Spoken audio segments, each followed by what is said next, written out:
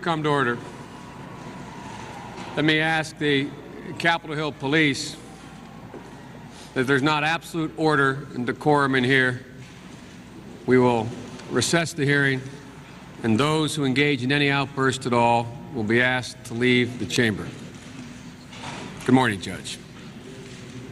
Today, the Senate Judiciary Committee is meeting to hear evidence on sexual harassment charges that have been made against Judge Clarence Thomas, who has been nominated to be an associate judge of the Supreme Court. I want to speak very briefly about the circumstances that have caused us to convene these hearings. We are here today to hold open hearings on Professor Anita Hill's allegations concerning Judge Thomas. This committee's handling of her charges has been criticized. Professor Hill has made two requests to this committee. First, she has asked us to investigate her charges against Judge Thomas. And second, she had asked that these charges remain confidential, that they not be made public and not shared with anyone beyond this committee. I believe that we have honored both her requests.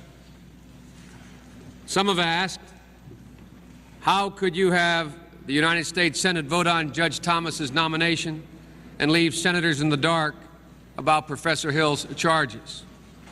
And to this I answer, how can you expect us to have forced Professor Hill, against her will, into the blinding light which you see here today?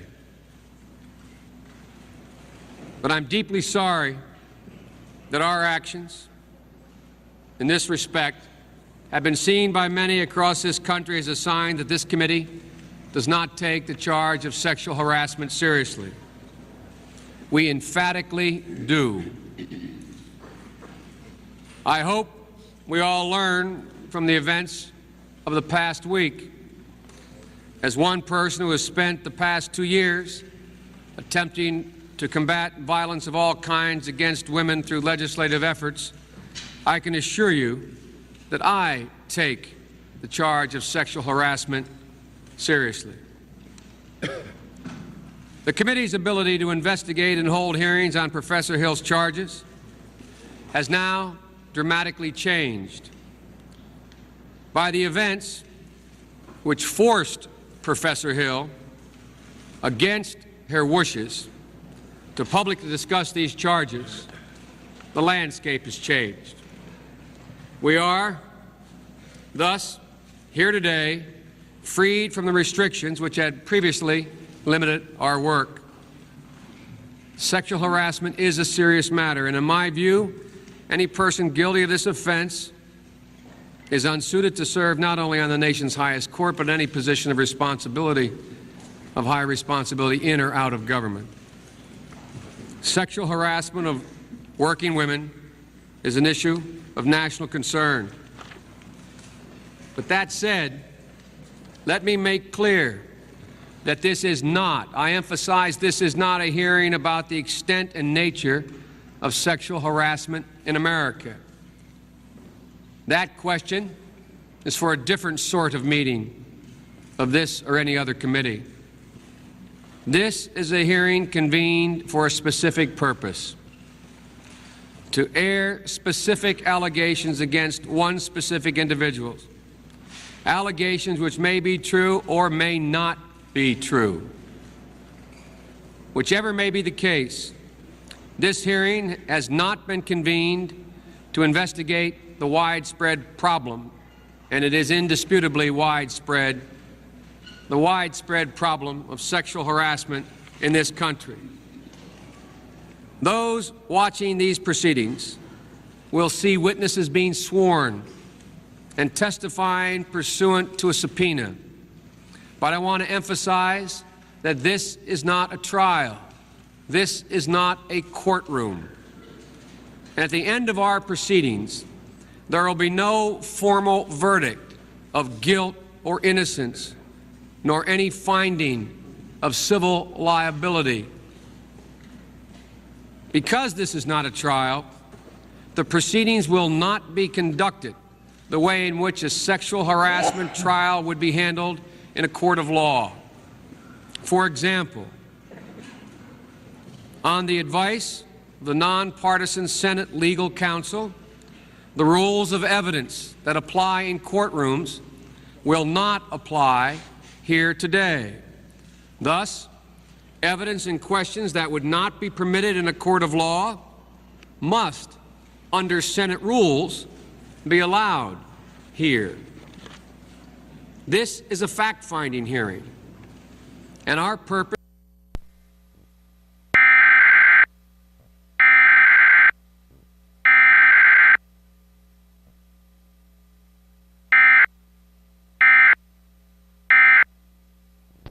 The proceeding was brought to you as a community service of this cable company.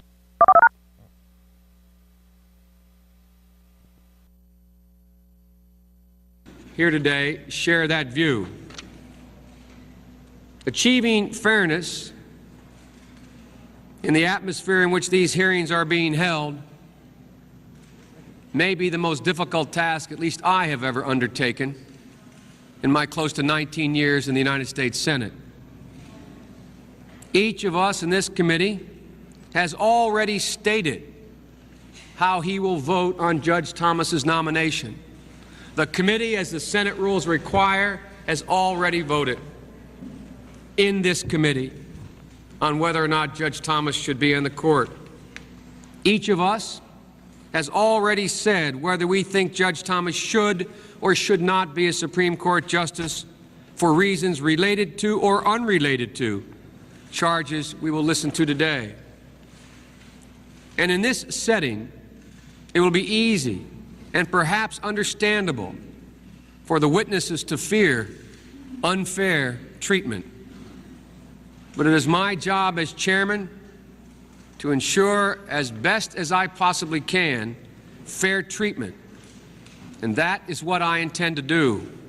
So let me make 3 ground rules clear for all of my colleagues.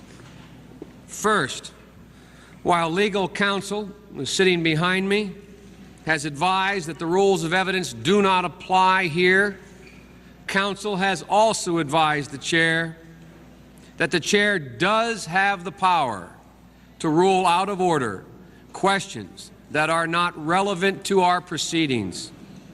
Certain subjects are simply irrelevant to the issue of harassment, namely the private conduct, out of the workplace relationships, and intimate lives and practices of Judge Thomas, Professor Hill, and any other witness that comes before us. Thus, as chairman, I will not allow questions on matters totally irrelevant to our investigation of the professional relationship of Judge Thomas and any woman who has been employed by him. The committee is not here to put Judge Thomas or Professor Hill on trial. I hope my colleagues will bear in mind that the best way to do our job is to ask questions that are non-judgmental and open-ended, and attempt to avoid questions that badger and harass any witness. Second, while I have less discretion than a judge in a trial to bar inappropriate or embarrassing questions, all of the witnesses should know that they have a right under Senate Rule 26.5 to ask that the committee go into closed session if a question requires an answer that is, quote, a clear invasion of their right to privacy, end of quote. The committee will take very seriously the request of any witness to answer particularly embarrassing questions as they view it, whether or not it's embarrassing, to answer those questions in private. Third, the order of questioning. Because this is an extraordinary hearing, Democrats and Republicans have each taken the step of designating a limited number of senators to question for the committee.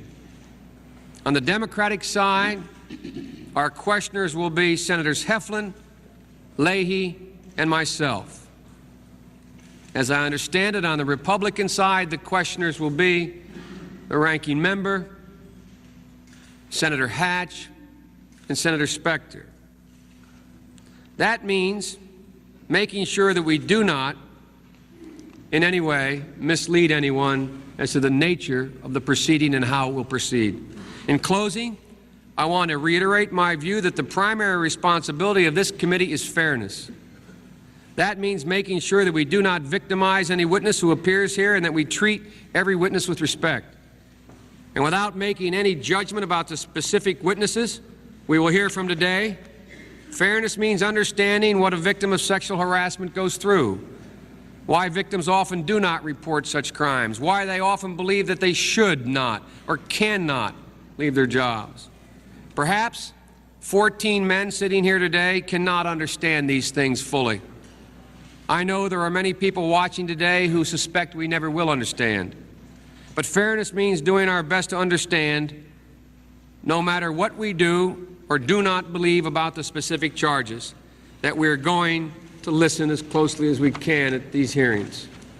Fairness also means that Judge Thomas must be given a full and fair opportunity to confront these charges against him, to respond fully, to tell us his side of the story, and to be given the benefit of the doubt. In the end, this hearing may resolve much or it may resolve little, but there are two things that cannot remain in doubt after this hearing is over. First, that the members of this committee are fair and have been fair to all witnesses. And second, that we take sexual harassment as a very serious concern in this hearing and overall. So let us perform our duties with a full understanding of what I have said and of our responsibilities to the Senate, to the nation, and to the truth. Judge, it's a tough day and tough night for you, I know. Let me ask, do you have anything you'd like to say before we begin? I understand that your preference is, which is totally and completely understandable, that we go 1 hour tonight, 30 minutes on each side. Am I correct in that? That's right. Do you have anything you'd like to say? Senator, I would like to start by saying unequivocally, uncategorically, that I deny each and every single allegation against me today that suggested in any way that I had conversations of a sexual nature or about pornographic material with Anita Hill, that I ever attempted to date her, that I ever had any personal sexual interest in her, or that I in any way ever harassed her. A second, and I think more important point, I think that this today is a travesty. I think that it is disgusting. I think that this hearing should never occur in America. This is a case in which this sleaze, this dirt, was searched for by staffers of members of this committee, was then leaked to the media, and this committee and this body validated it and displayed it at prime time over our entire nation. How would any member on this committee, any person in this room, or any person in this country would like sleaze said about him or her in this fashion, or this dirt dredged up, and this gossip and these lies displayed in this manner? How would any person like it? The Supreme Court is not worth it. No job is worth it. I'm not here for that. I'm here for my name, my family, my life, and my integrity. I think something is dreadfully wrong with this country when any person in this free country would be subjected to this. This is not a closed room. There was an FBI investigation. This is not an opportunity to talk about difficult matters privately or in a closed environment. This is a circus. It's a national disgrace. And from my standpoint, as a black American, as far as I'm concerned, it is a high-tech lynching for uppity blacks who in any way deign to think for themselves, to do for themselves, to have different ideas. And it is a message that unless you kowtow to an old order, this is what will happen to you. You will be lynched, destroyed, caricatured by a committee of the U.S. Senate rather than hung from a tree. We will have, yes, would you like to say that? Mr. Chairman, Senator from South Carolina. I have named Senator Hatch to cross-examine the judge and any of those who are supporting him. So Senator Hatch, if you'll now take over. As I understand it, it was you don't go to. That's correct. I think we would start with Yes. with Senator Heflin and then go to Senator Hatch. Sure. If that's appropriate. Sure. I think that's the way I was. I'd be happy to do it, but I think that's the way I was told. Senator Heflin. Judge Thomas, in addition to Anita Hill, there have surfaced some other allegations against you. One was on a television show last evening here in Washington, Channel 7. I don't know whether you saw that or not. You didn't see it. It was carried somewhat in the media, print media today, but it involved a man by the name of Earl Harper, Jr., who allegedly was a senior trial lawyer with the EEOC at Baltimore in and around the early 80s. Do you recall this instance pertaining to Earl Harper, Jr.? I remember the name. I can't remember the details. The allegations against Mr. Harper involved some 12 or 13 women who claimed that Mr. Harper made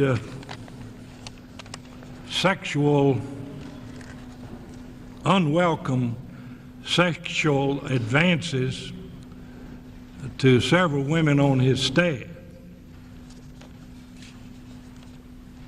including instances in which Mr. Harper masturbated in the presence of some of the female employees.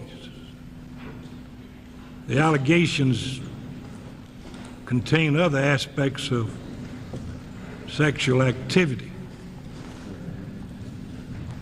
The information you have is that the General Counsel of the EEOC, David Slate, made a lengthy internal investigation and found that this had the effect of creating an intimidating, hostile, and offensive working environment, and that on November the 23rd, 1983, you wrote Mr. Slate a memo urging that Mr. Harper be fired. Mr. Slate eventually recommended dismissal. Then the story recites that you did not dismiss him, that you allowed him to stay on for 11 months, and then he retired.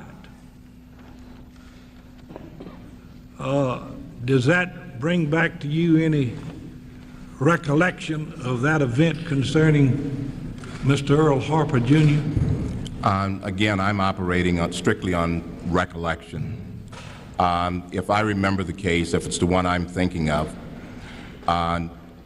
Mr. Harper's supervisor recommended either suspension or some form of sanction or punishment that was less than termination. When that proposal, his supervisor initially was not David Slate. When that proposal reached my desk, I believe my recommendation was that for the conduct involved, he should be fired. The problem there was that if the immediate supervisor's decision is changed, and I believe Mr. Harper was a veteran, there are a number of procedural protections that he had, including a hearing, and of course he had a lawyer, and there was potential litigation, etc. I don't remember all of the details, but it's not as simple as you set it out. It was as a result of my insistence that the General Counsel, as I remember, upgraded the sanction to termination. Do you know a congressman by the name of Scott Klug, a Republican congressman who was defeated Robert Kastenmeier from Wisconsin, who now serves in Congress, who back in the early 80s, 83 or something, was a television reporter for a channel here in Washington, and that he, at that time, disclosed this as being indicating that after the recommendation of dismissal, that you did not move in regards to it for some 11 months and let him retire. Do you know Congressman Klug? I do not know him. Again, I remember I'm operating on recollection. There was far more to it than the facts as you set them out. His rights had much to do with the fact that he was a veteran and that we could not simply dismiss him. If we could, that was my recommendation, he would have been dismissed.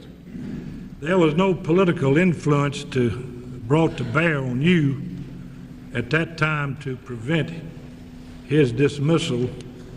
Do you recall if any political influence? Absolutely no political influence. In fact, it was my policy that no personnel decisions would in any way be changed or influenced by political pressure, one way or the other.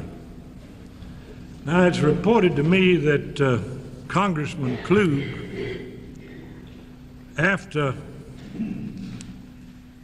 your nomination, went to the White House and told this story, and that I hear by hearsay that the White House ignored his statement, that Congressman Klug further came to the Senate Judiciary Committee and made it known here, and that as far as I know, I've attempted to check, I hadn't been able to find where it was in the Judiciary Committee, if it was, and I think the chairman has attempted to locate. But the point I'm asking is, in your process pertaining to the nomination and the preparation for it, were you ever notified that Congressman Klug went to the White House in regards to this? I don't remember that, Senator. Nobody ever discussed that with No. you? Well, that's the way it's been reported to me, and it's very fragmented and relative to it. But I have asked that all the records of the EEOC be subpoenaed by subpoena ducis tecum pertaining to that, in order that we might get to the bottom of it. Interrupt Senator Heflin. I really think this is outside the scope under the rules. I would have to object to. I would have to sustain that objection. I do not. I hesitate to object, but I just think that you keep it on the subject matter. I do not see where it's relevant. Well, I think it is relevant in the issue pertaining to period of time relative to the issue, and particularly in regards to the responsibilities as head of an agency dealing with discrimination in employment. If I may say, let me speak. If I may say, this is not about whether or not the judge administered properly or improperly the agency. The only issue here relates to conduct and the allegations that have been made. So I would respectfully suggest to my friend from Alabama that line of question is not in order, and I rule it out of order. All right, sir. I'll reserve an exception, as we used to say. Now,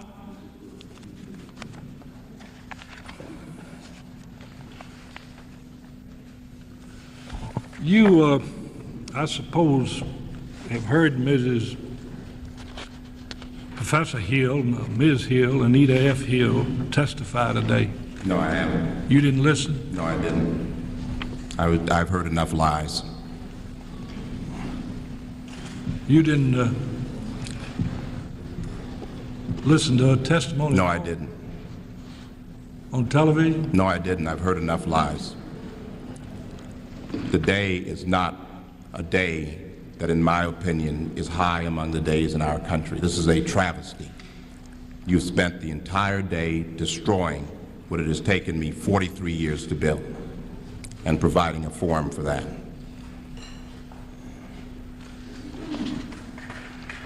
Well, Judge Thomas,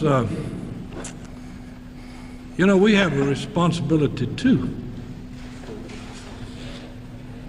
And as far as I'm involved, I had nothing to do with Anita Hill coming here and testifying. We're trying to get to the bottom of this, and if she is lying, then I think you can help us prove that she was lying. Senator, I am incapable of proving the negative. It did not occur.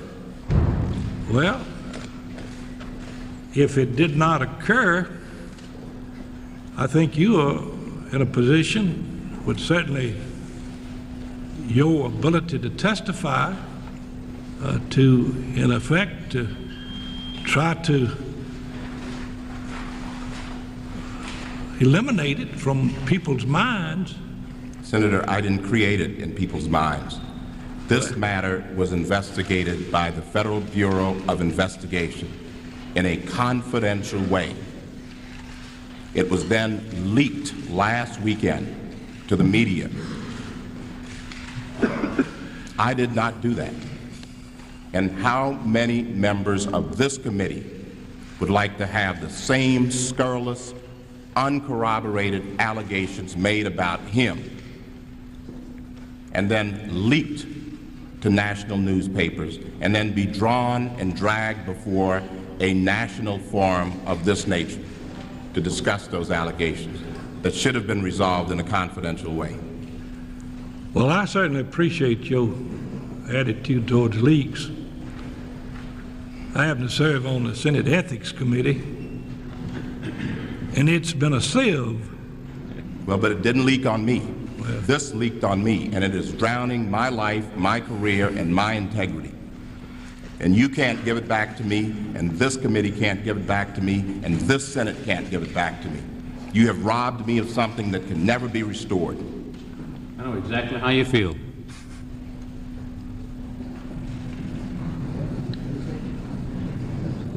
Judge Thomas, one of the aspects of this is that she could be living in a fantasy world. I don't know. We're just trying to get to the bottom of all of these facts. But if you didn't and then justify, I think you put yourself in an unusual position.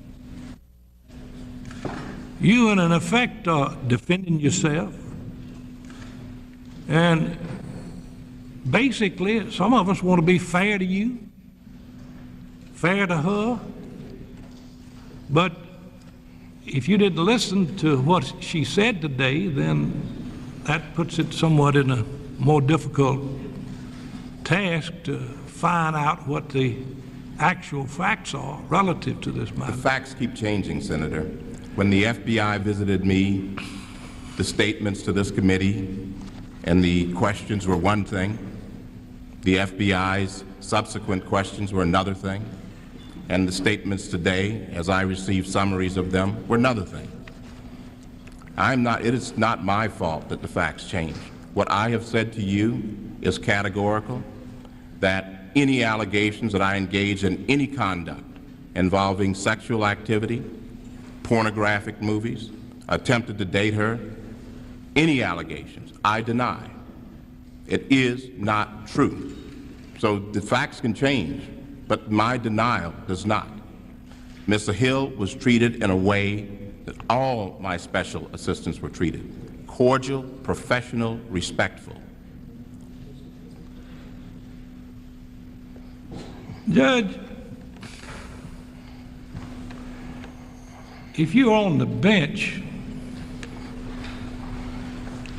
and you approach a case where you appear to have a closed mind and that you are only right, doesn't it raise issues of judicial temperament? Senator, there is a big difference between approaching a case objectively and watching yourself being lynched. There is no comparison whatsoever. All right. He has personal knowledge of this as well, and personal justification for anger.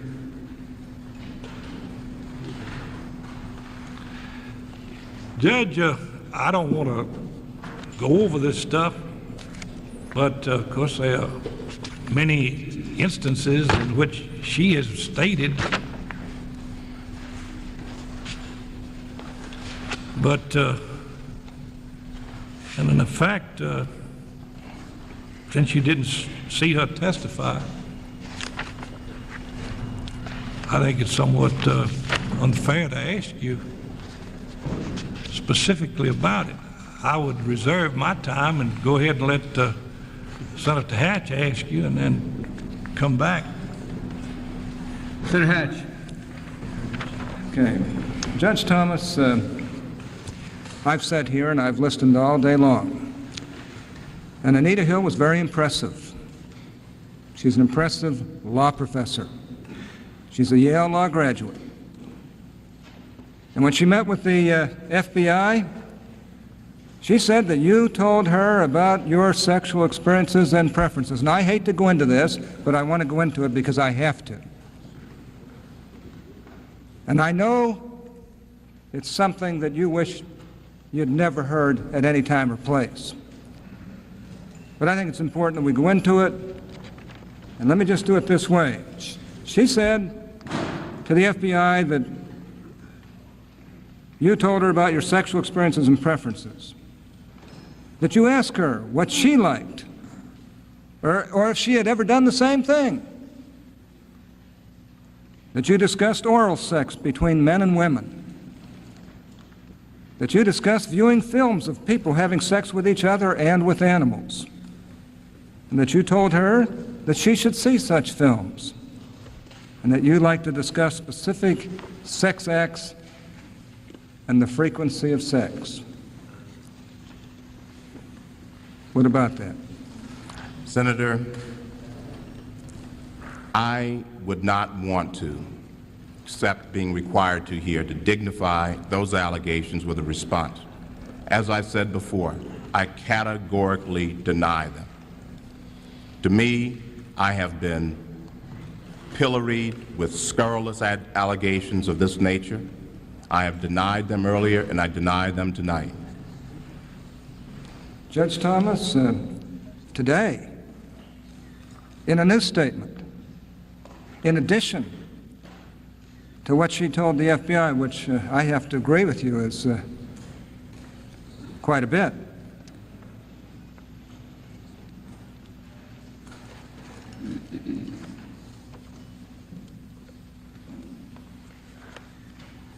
she made a number of other allegations.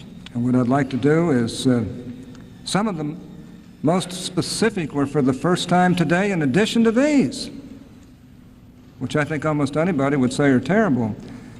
Now, I'd just like to give you an opportunity, because this is your chance to address her testimony. At any time, did you say to Professor Hill that she could ruin your career if she talked about sexual comments you allegedly made to her? No. Did you say to her in words or substance that you could ruin her career? No. Should she ever have been afraid of you and any kind of vindictiveness to ruin her career? Senator, I have made it my business to help my special assistants. I recommended Ms. Hill for her position at Oral Roberts University. I've always spoken highly of her. I had no reason prior to the FBI visiting me a little more than 2 weeks ago to know that she harbored any ill feelings toward me or any discomfort with me. This is all new to me. It's new to me too, because I read the FBI report at least 10 or 15 times. I didn't see any of these allegations I'm about to go into, including that one. But she seemed to sure have a recollection here today. Now, did you ever say to Professor Hill in words or substance, and this is embarrassing for me to say in public, but it has to be done, and I'm sure it's not pleasing to you. Did you ever say in words or substance something like, "There is a pubic hair in my Coke"? No, Senator. Did you ever refer to your private parts in conversations with Professor Hill? Absolutely not, Senator. Did you ever brag to Professor Hill about your sexual prowess? No, Senator. Did you ever use the term long dong silver in conversation with Professor Hill? No, Senator. Did you ever have lunch with Professor Hill at which you talked about sex or pressured her to go out with you? Absolutely not. Did you ever I have tell had no such discussions, nor have I ever pressured or asked her to go out with me beyond her work environment. Did you ever tell Professor Hill that she should see pornographic films? Absolutely not. Did you ever talk about pornography with Professor Hill? I did not discuss any pornographic material or pornographic preferences or pornographic films with Professor Hill. So you never even talked or described pornographic materials with her? Absolutely not. Well, most of those are in addition. What I have told you is precisely what I told the FBI on September 25th when they shocked me with the allegations made by Anita Hill. Judge Thomas,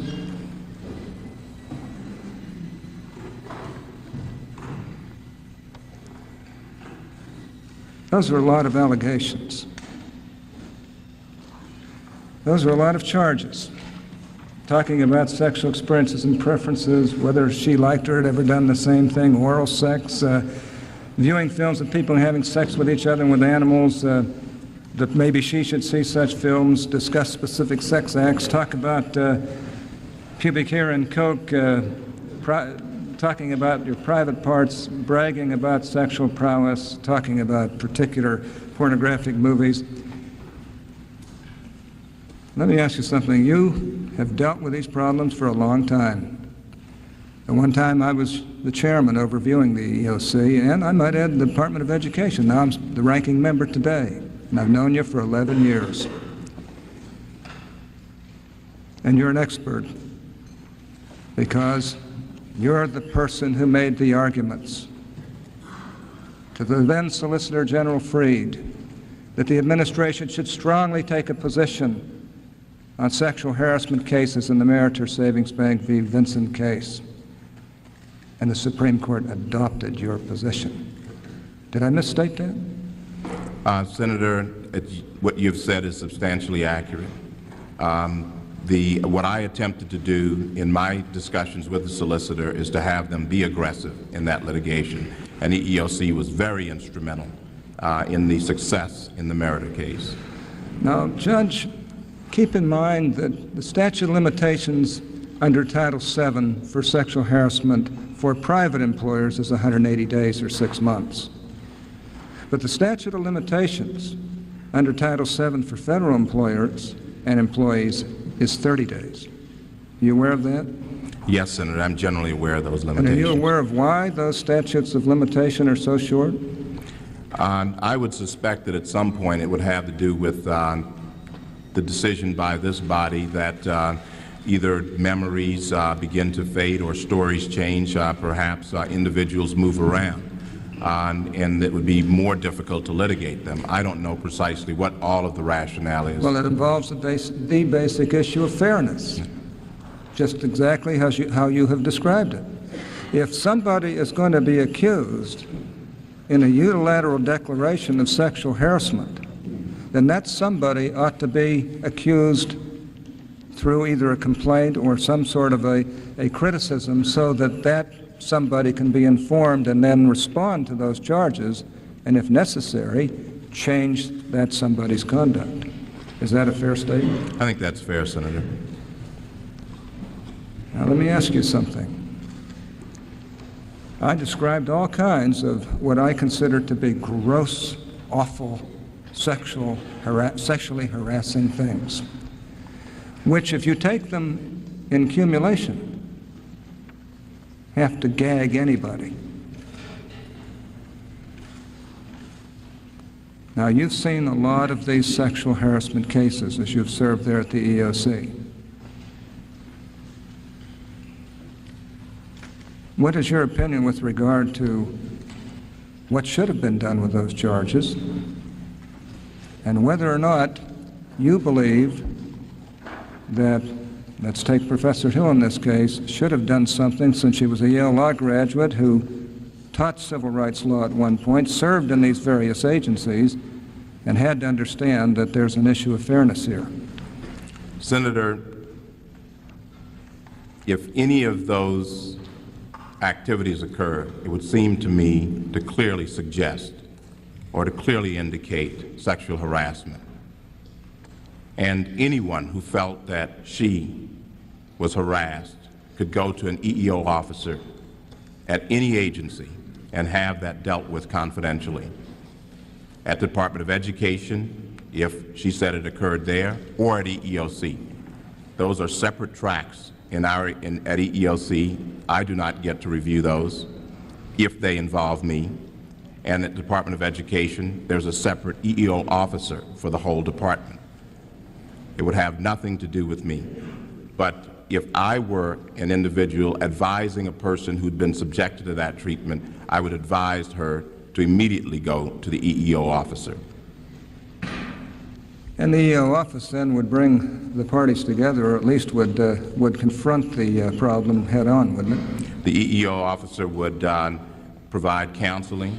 Within a short period of time? Within a short period of time, as well as, I think, if necessary, an actual charge. So the would be charge would be lodged. made, and the charge would then, the person against whom it was made would have a chance to answer it right then, right up front, in a way that could resolve it and stop this type of activity if it ever really occurred. That's right. And you've just said it never really occurred. It never occurred. That's why there was no charge. See, one of the problems that has bothered me from the front of this thing is these are gross, accumulated. I don't know why anybody would put up with them, or why anybody would respect or work with another person who would do that. And if you did that, I don't know why anybody would work with you who suffered these treatments. Furthermore, I don't know why they would have gone to a different position with you, even if they did think that maybe it had stopped and it won't start again, but then claimed that it started again. And then when they finally got out into the private sector, wouldn't somehow or other confront these problems in 3 successive confirmation proceedings. Does that bother you? This whole affair bothers me, Senator. I am witnessing the destruction of my integrity. And it's by a unilateral set of declarations that are made on successive dates and differ.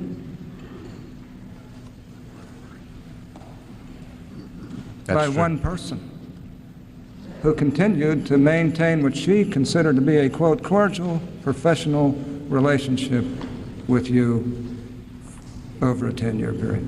Senator, my relationship with Anita Hill prior to September 25th was cordial and professional. And I might add one other thing. If you really want an idea of how I treated women, then ask the majority of the women who worked for me.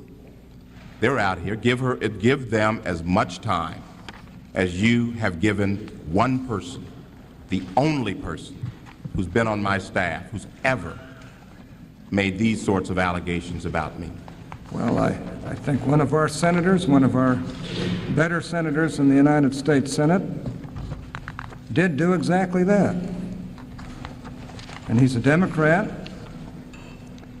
As a matter of fact, one of the fairest people, and I think one of the best new people in the whole Senate. This is a statement that was made on the floor of the Senate in this record by my distinguished colleague, Senator Lieberman, man I have a great deal of respect for. Senator Lieberman's staff conducted a survey of various women who have worked for you over the years. He was concerned. He's been a supporter of yours. And he was one who asked for this delay so that this could be looked into, because he was concerned too. But as a result of the survey, Senator Lieberman made the following statement. He said, I have contacted associates, women who worked with Judge Thomas during his time at the Department of Education and EOC, and in the calls that I and my staff have made, there has been universal support for Judge Thomas and a clear indication by all of the women we spoke to that there was never, certainly not, a case of sexual harassment and not even a hint of impropriety. That was put into the congressional record on October 8, 1991. And I think Senator Lieberman has performed a very valuable service because he's in the other party. He's a person who looks at these matters seriously. He has to be as appalled by this type of accusation as I am. And frankly, he wanted to know just what kind of a guy is Clarence Thomas. And those of us who know you know that all of these are inconsistent with the real Clarence Thomas. And I don't care who testifies, you have to keep in mind this is an attorney, law graduate from one of the 4 or 5 best law schools in this land, very intelligent, articulate law professor. And the only person on earth other than you knowing whether these things are true. The only other person. I don't blame you for being mad. Senator, I have worked with hundreds of women in different capacity. I have promoted and mentored dozens. I will put my record against any member of this committee in I will promoting put your and record mentoring against women. anybody in the whole Congress.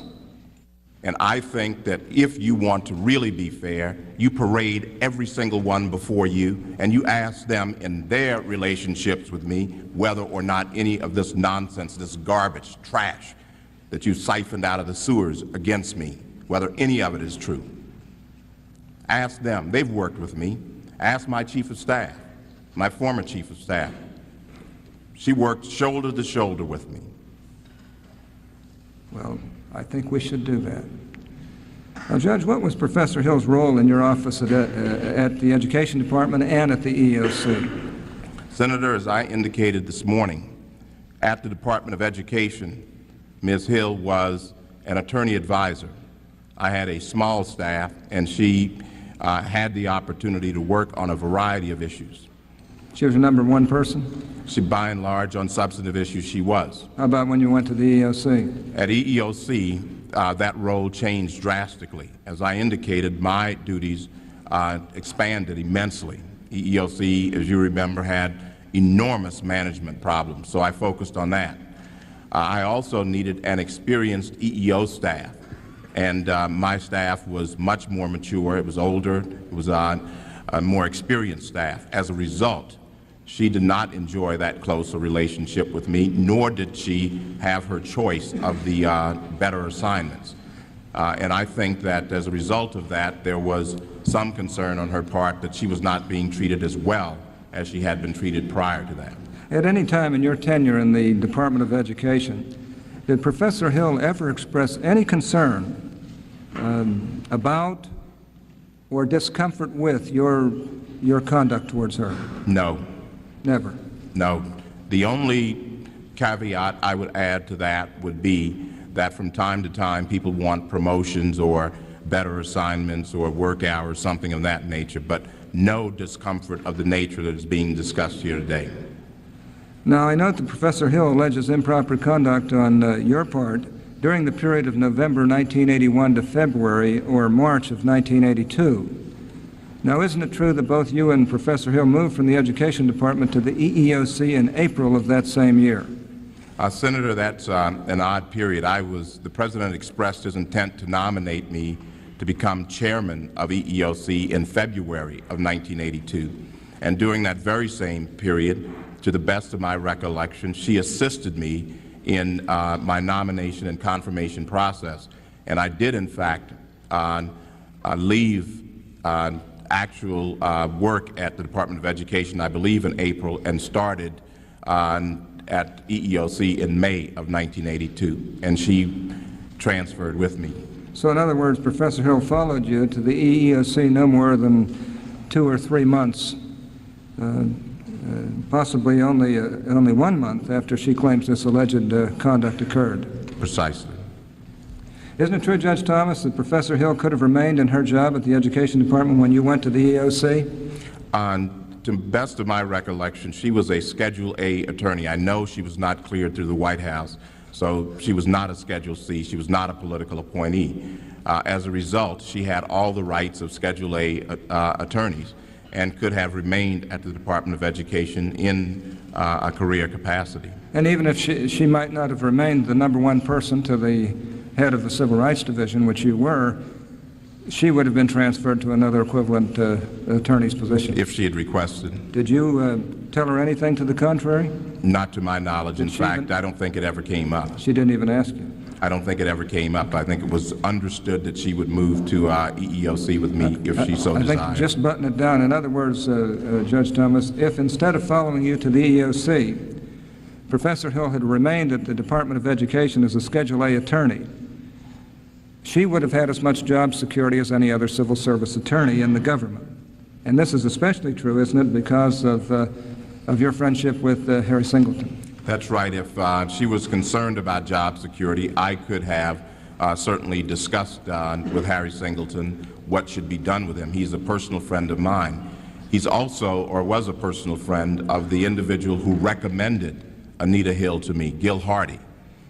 Gil Hardy, of course, drowned in 1988. But both of us, or all three of us, had gone to Yale Law School and knew each other quite well. Now, Judge Thomas, I understand that on occasion, and you correct me if this is wrong, but I've been led to believe that on occasion, Professor Hill would ask you to drive her home, and that on those occasions she would sometimes invite you into her home to continue a discussion. But you never thought of anything, you never thought of any of this as anything but a more than normal, friendly or professional conversation with a colleague. Am I correct on that, or am I wrong? It was not unusual to me, Senator. As I remember it, I lived in Southwest Washington and would, as I remember, and again, I'm relying on my recollection, she lived someplace on Capitol Hill, and I would drive her home and sometimes stop in and have a Coke or a beer or something and continue arguing about politics for maybe 45 minutes to an hour. But I never thought anything of it. When Professor Hill worked for you at the EOC, did she solicit your advice on career development or career opportunities? Senator, as I discuss with most of the members of my personal staff, I try to advise them on their career opportunities and what they should do next. You can't always be a special assistant or an attorney advisor. And I am certain that I had those discussions with her, and in fact, it would probably have been based on that I advised Dean Cothe that she would be a good teacher and that she would be interested in teaching. Did she treat you as one of her, as her mentor at the time, in your opinion? Pardon me? Did she treat you as though you were a mentor at the time? She certainly sought counsel and advice from me. Now, at any time during your tenure at the EOC, did you ever discuss sexual matters with Professor Hill? Absolutely not, Senator. At any time during your tenure at the EOC, did Professor Hill ever express discomfort or concern about your conduct towards her? No, Senator. From your observations, what was the perception of Professor Hill by her colleagues at the EEOC? What did they think about her? Senator, some of my former staffers, I assume, will testify here, but as I remember it, there was some tension and some degree of friction, which I attributed simply to having a staff. As I've had 2 weeks to think about this and to agonize over this. And as I remember it, I believe that she was considered to be somewhat distant and perhaps aloof. And from time to time, there would be problems that usually involved, and I attributed this to just being young, but usually involved her taking a firm position and being unyielding to the other members of the staff, and then storming off or throwing a temper tantrum of some sort that either myself or the Chief of Staff would have to iron out. What was your opinion of the quality of Professor Hill's work at the EEOC as her administrator and as the head of the EEOC? I thought the work was good. The problem was and it wasn't a problem, it was not as good as some of the other members of the staff. While Professor Hill worked for you at the EEOC, did she ever seek a promotion?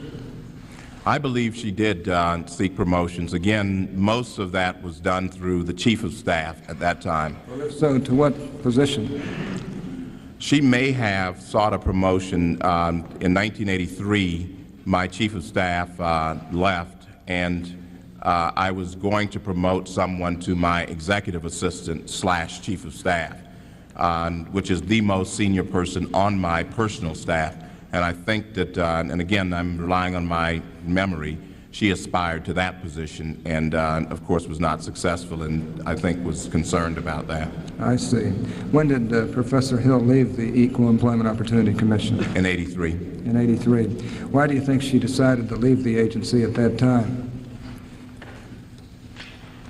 Senator, I thought that she felt that at the time that it was time for her to leave Washington and also to leave government. And she had, I believe, expressed an interest in teaching, and the opportunity at Oral Roberts University provided her both with the opportunity to be in Oklahoma and to teach. And as I remember it, she did not lose any salary or any income in the bargain. And that was attractive. Excuse me, did you assist her in getting that job at Oral Roberts University? Yes, Senator. I discussed her with Dean Charles Cothe, both informally and provided written recommendation, formal recommendation for her. All right. Have you had any contacts with Professor Hill since she left the EEOC in 1983? Senator, from time to time, Anita Hill would call the agency and either speak to me or to my secretary, and through her she would leave messages. They had been friends, Diane Holt. And on a number of occasions, I believe two, I'm certain of one, but maybe two, when I was in Tulsa, Oklahoma, I spent time with her, I saw her, and I believe on one occasion she drove me to the airport and had breakfast with me. Mr. Chairman, with unanimous consent, I would introduce into the record at this point excerpts from Judge Thomas's telephone logs from 1983 to 1991, if I could. Without objection. Now, Judge Thomas, could you take a copy of these? Do you have a They are copy of the these? same excerpts that we have had. These are the Senator same ones that you have had. Now, Judge Thomas, are you familiar with these? I have seen those logs, Senator. Okay. Do you recall any of the telephone conversations with Professor Hill reflected by these particular messages? I do, Senator. For instance, on January 31st, according to these logs, and I think I've got them correct, I'm quite sure. On January 31st, 1984, at 11:30 a.m., a message from Anita Hill, quote, "Just called to say hello. Sorry she didn't get to see you last week," unquote. Is that accurate? Yes, that was, I think, one instance when she had come to town either on personal business or because of her job, and my schedule conflicted with her, with any opportunity to meet with her, and simply called to, that was a call from her, I think, to reflect that. Okay, number two, on May 9th, 1984 at 11:40 a.m., Anita Hill was the caller. The message was, "Please call." And she left her phone number, 718, etc. Do you remember that? Yes, Senator. Number three, on August 29th, 1984 at 3:59 p.m., Anita called, and the message was, quote, "Needs your advice in getting research grants," unquote. Do you recall that? I remember that, What was Senator. that all about? I can't remember exactly what the project was, but she wanted some ideas as to how she could get, I think, some grants either from EEOC or some other agency to do some research, I believe, at Oral Roberts. And I believe we discussed that, and I may have put her in contact with someone. My recollection of that is vague, but we did have a discussion. Did you help her? I tried. You tried. Number four, on August 30th, 1984 at 11:55 a.m., Anita was the caller. Message, "Returns your call." Call between 1 and 4. You remember that? I don't remember the specifics of the call, but I remember that on the log, Senator. Was she calling you, or were you calling her? She was calling me. My secretary, when I placed a call and someone returned it, my secretary noted, "Returned your call." Okay, on January 3rd, 1985 at 3:40 p.m., Anita Hill was the caller. Quote, "Please call tonight," and then left a phone number and a room number. Do you remember that? I remember that. I think she must have been in town on a trip, and that was her hotel room number. I don't know which hotel. And I, again, may have been out of town on either a business trip or somehow, for some other reason, inaccessible or unavailable. Number six, February 26, 1985, 5:50 p.m. Anita Hill was the caller. Again, it said, "Please call." Another call from her to you? That's right. Number seven, on March 4th, 1985 at 11:15 a.m., Anita Hill called again, quote, "Please call Ray Research Project," unquote. You remember that? I remember that, Senator. Did you help her? We did. I think I can't remember the details, but I think she and Dean Charles Cothe were involved in some research, a fairly large project, and wanted some data from EEOC, and I think we provided them with that data.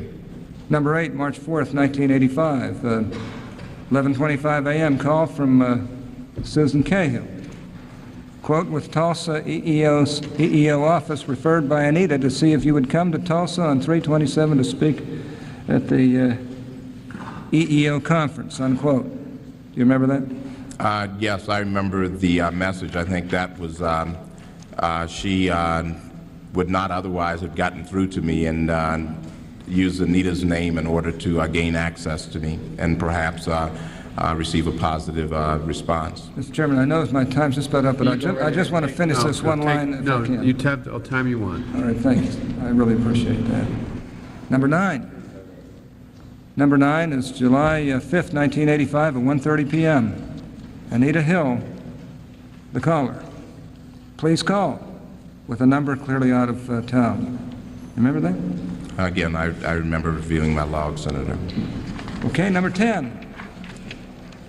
October 8th, 1986, 12:25 p.m. Anita Hill called, message, please call, leaving a 405 area code number. Remember that? Yes, Senator. Number 11, August 4th, 1987, 4 o'clock p.m. Anita Hill caller.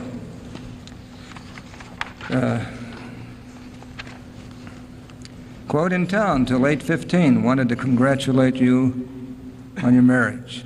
Unquote. Do you remember that? I remember that, Senator, because one of the, my wife and I were on a delayed honeymoon in California when she came to town. Number 12, November 1st, 1990, 11:40 a.m. Anita Hill, caller, raised speaking engagement at University of Oklahoma School of Law.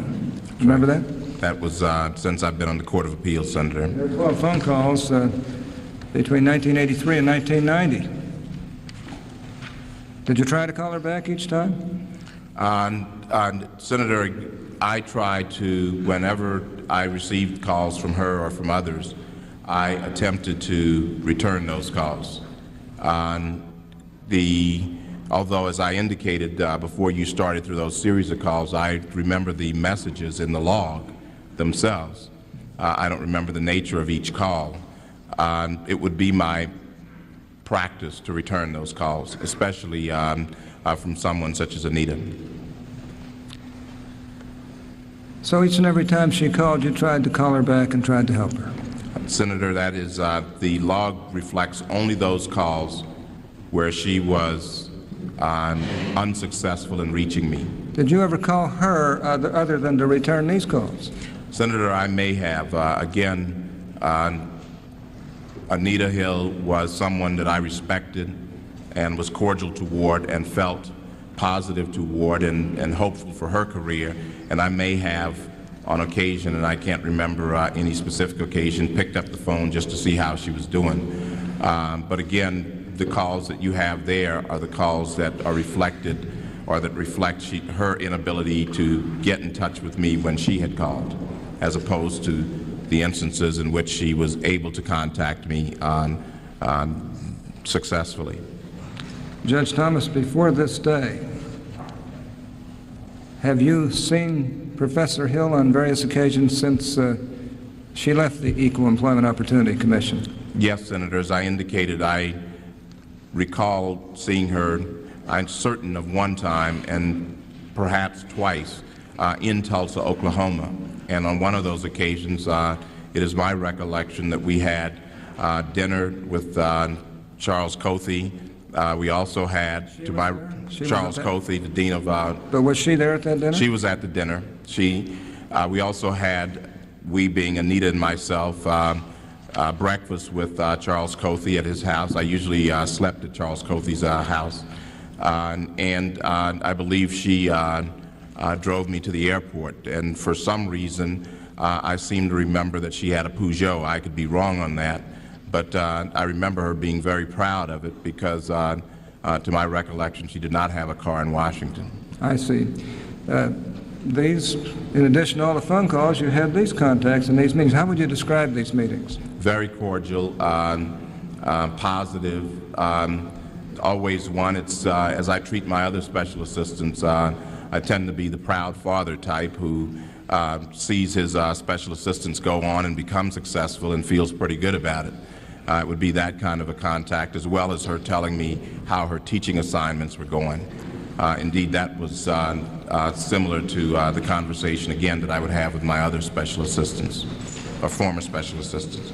Overall, how would you characterize the nature of your contacts with Professor Hill since she left the EEOC in 1983? They've been always very cordial and very positive, Senator. Any unpleasantness? Never. Any problems ever raised? No, Senator. Any questions about your conduct? No, Senator. Can you think of any reason for her efforts to continue to try to be associated with you? Senator,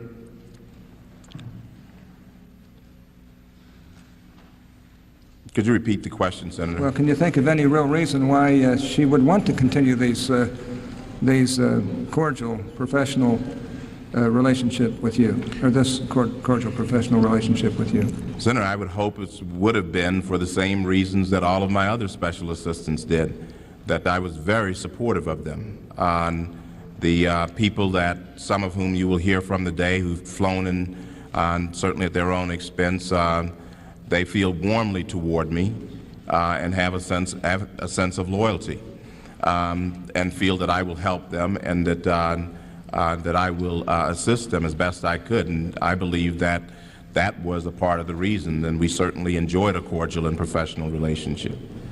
Well, before you first heard of Professor Hill's allegations during this confirmation process, did you have any reason to believe that she was unhappy with you? Senator, on Tuesday, on September 24th, the day before I heard from the FBI, I would have told you, if you asked me, that my relationship with Anita Hill was cordial, professional, and that I was very proud of her for all she'd done with her life and the things that she had accomplished. Judge Thomas, this is your fourth confirmation in 9 years, isn't that correct? Yes, Senator. It's either my... Yes, Senator, it is. In fact, 3 of those confirmations occurred, I guess they were after, including this one, occurred after these allegations, at the time of the allegations by Professor Hill. Actually, this, Senator, would be the fourth on the... That's right, isn't it? It would be this the would fourth. be the fourth. So she actually has known you through 4 Senate confirmations. 4 of them. This is the fifth. No, this is the 4th. So 4 Senate confirmations, right? That's right.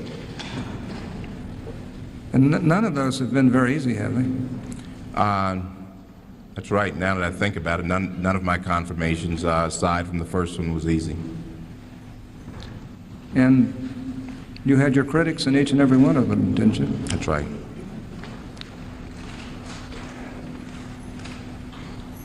Do you remember the details of each of those calls that were made that we went over? Or do you just remember them generally? I remember the calls generally, Senator. I don't remember the specifics of each call. That's been quite some time.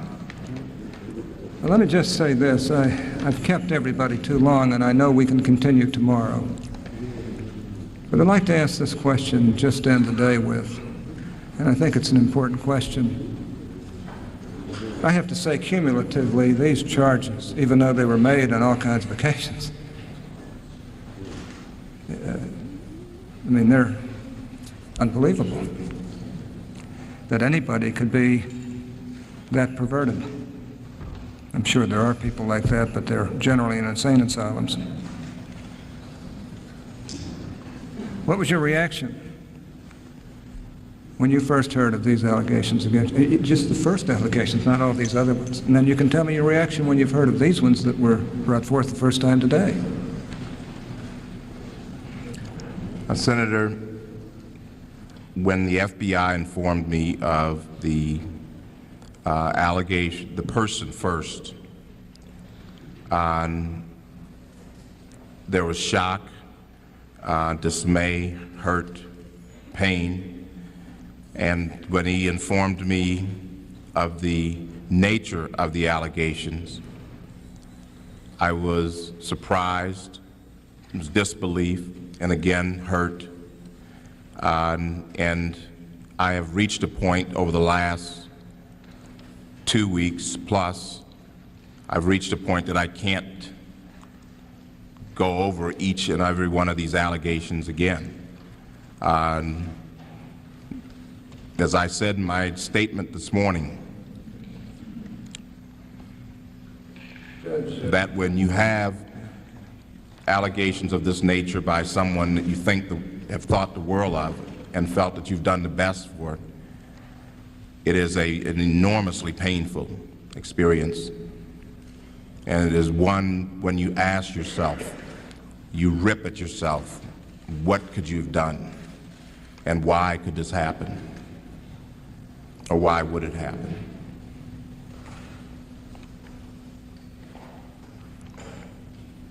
How do you feel right now, Judge, after what you've been through? Senator, as I indicated this morning, it just isn't worth it. The nomination isn't worth it. Being on the Supreme Court isn't worth it. There is no amount of money that's worth it. There's no amount of money that can restore my name. Being an Associate Justice of the Supreme Court will never replace what I've been robbed of. And I wouldn't recommend that anyone go through it. And this has been an enormously difficult experience, but I don't think that that's the worst of it. I'm 43 years old, and if I'm not confirmed, I'm still the youngest member of the U.S. Court of Appeals for the D.C. Circuit. I'll go on. I'll go back to my life of talking to my neighbors and cutting my grass and getting a Big Mac at McDonald's and driving my car, seeing my kid play football. I'll live. I'll have my life back. And all this hurt has brought my family and I closer, my wife and I, my mother. But that isn't, so there's no pity for me. I think the country has been hurt by this process. I think we are destroying our country, we are destroying our institutions, and I think it's a sad day when the U.S. Senate can be used by interest groups and hate mongers and people who are interested in digging up dirt to destroy other people and who will stop at no tactics when they can use our great institutions for their own political ends. We are gone far beyond McCarthyism. This is far more dangerous than McCarthyism. At least McCarthy was elected. Judge, I have a lot of other questions to ask you, and I think they're important questions. And I think you deserve the opportunity to tell your side of this. And you've done it here so far. And I have to tell you, this has come down to this. One woman's allegations that are 10 years old against your lifetime of service over that same 10-year period. I've known you almost 11 years. And the person that the good professor described is not the person I've known. And we're going to talk a little bit more about this tomorrow and about what went on there and about how this could have happened, how one person's allegations, uncorroborated, it's all private, according to her, could tend to destroy a career and one of the most wonderful opportunities for a young man from Pinpoint, Georgia. Something that I think has lifted almost everybody up till these allegations were unfairly disclosed by someone on this committee and or their staff, maybe on this committee. And Mr. Chair, I repeat what I said. I have been hurt by this deeply, and nothing is worth going through this. This has devastated me. It's devastated my family. It's untrue. They're lies. I have hundreds of women who've worked with me. You can call them. Dozens who worked closely with me on my personal staff. You can call them.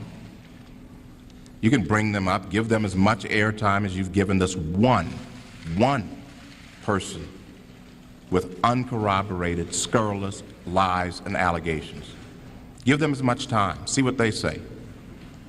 Well, But it's not we'll just do that, Senator. It's more that's happened. You are ruining the country. If it can happen to me, it can happen to anybody, anytime, over any issue. Our institutions are being controlled by people who will stop at nothing. They went around this country looking for dirt, not information on Clarence Thomas, dirt. Anybody with any dirt, anything, late night calls, calls at work, calls at home, badgering, anything, give us some dirt. I think that if our country has reached this point, we're in trouble, and you should feel worse for the country than you do for me. I feel bad for both. Mr. Chairman, I'm sorry I've kept us over a little bit. I wish I could proceed even further tonight, but I think we'll wait till tomorrow morning. I know everybody's dead tired, and I'm sure you're dead tired. I know that. So, Mr. Chairman, thank you for giving me this extra time. You've always been courteous and decent, and frankly, you've run this committee through this whole process in a courteous and decent way, including you ran it right with regard to the FBI report as well. And we on this side know that. So thank you. Let me, before we go, Judge Heflin reserved Just some of ask his time. one and or then we two will- questions now. Judge Thomas, you describe Anita Hill and your relationship with her up until you heard on September, I believe you said 24th. It's cordial, positive, had no trouble with her in any way. Now, you make rather strong statements. Do you think that Anita Hill is lying? Senator, I know that what she's saying is untrue. Now, what do you think that her motivations are to come here and testify?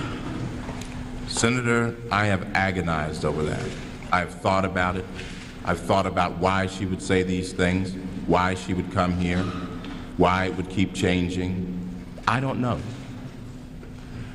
Well, if you don't know, you see, we in the committee have a responsibility to figure out if she's not telling the truth, why? Is when you worked with her, did you feel that she was a zealous civil rights supporter who was willing to consider and be only a one-interest individual? Senator, I cannot characterize her that way. I've not thought about her that way.